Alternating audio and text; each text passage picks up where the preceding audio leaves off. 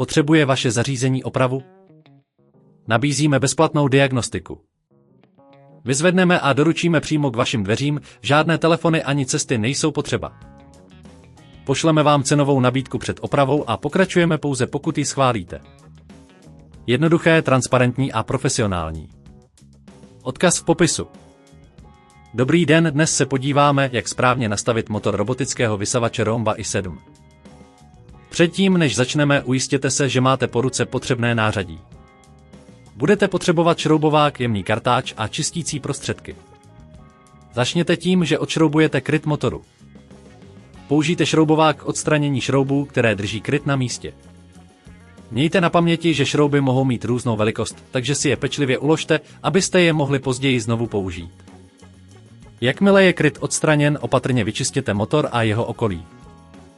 Zde je důležité použít jemný kartáč, abyste odstranili prach a nečistoty, které by mohly ovlivnit výkon motoru.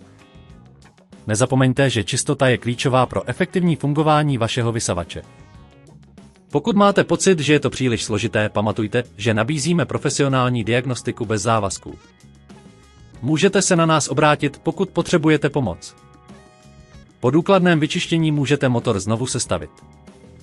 Ujistěte se, že všechny části jsou správně umístěny a šrouby jsou pevně utažené. Tím zajistíte, že motor bude fungovat optimálně. Dále se zaměříme na seřízení motoru. Je důležité zkontrolovat nastavení, aby se zajistila maximální účinnost vysavače. Pokud potřebujete pomoc, neváhejte využít naši službu Vyzvednutí a doručení domů. Je to jednoduché a pohodlné. Jakmile je motor nastaven, proveďte zkušební běh. Pozorujte, zda vysavač funguje hladce a bez problémů. Pokud se objeví jakékoliv abnormality, doporučujeme kontaktovat odborníka. Naše služba nabízí cenovou nabídku před opravou, takže budete vědět, co očekávat. Nakonec je dobré provést pravidelnou údržbu. Čistěte motor a jeho části, abyste zajistili dlouhou životnost vašeho vysavače.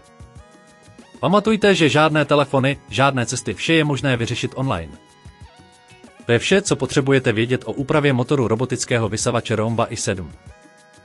Děkujeme za pozornost a přejeme hodně štěstí při údržbě vašeho vysavače. Potřebuje vaše zařízení opravu? Nabízíme bezplatnou diagnostiku. Vyzvedneme a doručíme přímo k vašim dveřím, žádné telefony ani cesty nejsou potřeba. Pošleme vám cenovou nabídku před opravou a pokračujeme pouze, pokud ji schválíte. Jednoduché, transparentní a profesionální. Odkaz v popisu.